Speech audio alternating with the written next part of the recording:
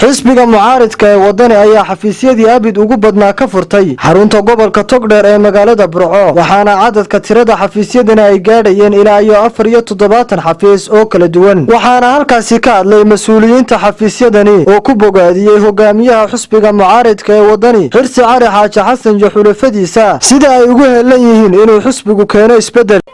kale waxaan joognaa xafiisyadii meel kamid ahaa runtii waa xaafadda meel kamid ah ayuu kamid yahay xafiisyadani waxaan ku soo dhaweynaa insha Allah taala hogaanka sare ee waxa xisbiga wadani oo ku soo dhaweynaa waqtiga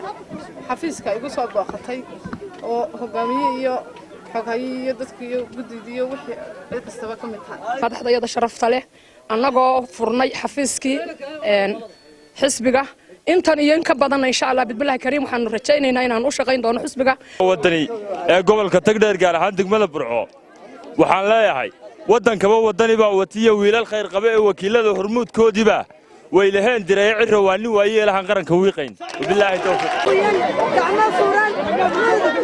iyo muruq iyo maskax waxaan ku soo dhaweynaa hogaamiyaha soo dhawaada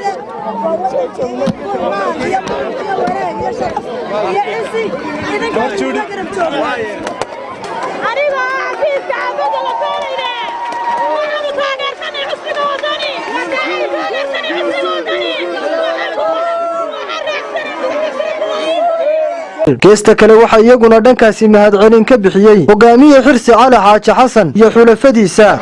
maamulka gobolka waa mahadsan yihiin hablaha ku deeqay gurigana waa mahadsan yihiin dadka reer Burco ee sabaabulay ee maalgeliyay guryaha iyo xafiisyada ee xisbiga u furay waa ku mahadsan yihiin waa idinka gudoonay waa dadaalkii idinku yaqaanay aad baan u salaamayaa dadweynaha sharafta leh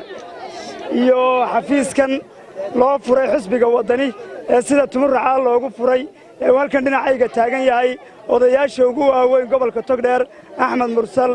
iyo maxay tahay fanaankeeni walad iyo Riiraash Bashiir dhammaan waxa dareemaysaan